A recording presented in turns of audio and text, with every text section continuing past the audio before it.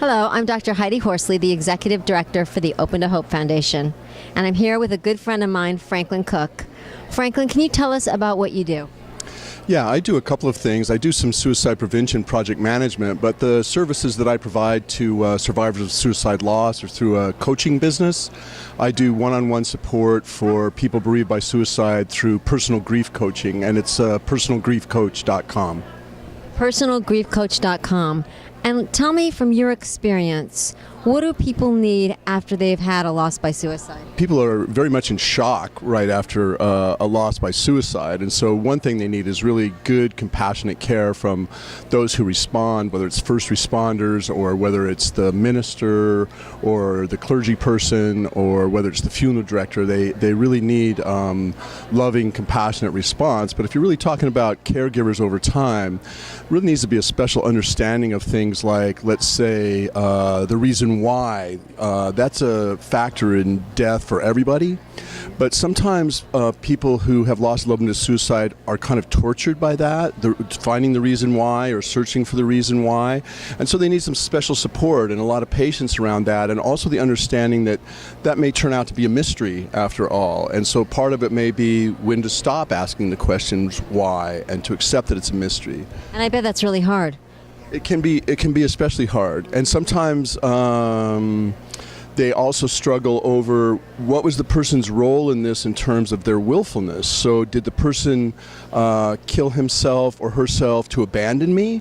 Did the person kill himself or herself because they had a serious mental illness and couldn't help it, so to speak? So this idea of willfulness or volition, as we call it, is also something that if people can have a counselor or another helper who can talk to them about that and really let them search that out for themselves, it can be very helpful to them.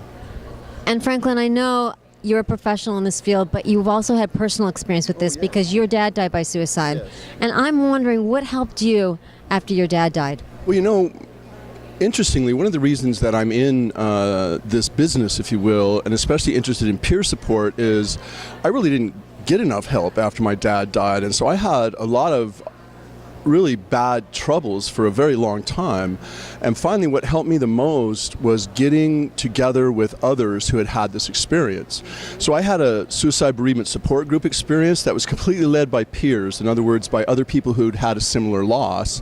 And really, that's what helped get me over the hump, as they say. So that was probably the most important thing that happened to me. So connecting with others. Others who'd had a similar loss, yes. Which normalizes a lot of what you're going through. It makes you feel totally not alone, and sometimes that's the first time you feel that way, is when you get with somebody else who, you know, I've seen hundreds of times where a mother, the first time she's with another mother who lost a child, or the first time another brother is with someone who lost his sister. It can be very, very meaningful for people, absolutely. So Franklin, how do people find you if they would like to work with you?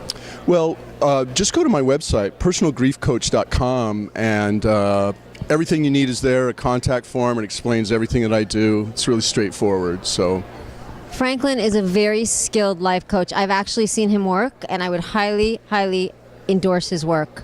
So Franklin, thank you so much for what you do, and thank you for bringing hope to so many. Thank you, Heidi. I really appreciate you a great deal. This is Dr. Heidi Horsley at the Open to Hope Foundation.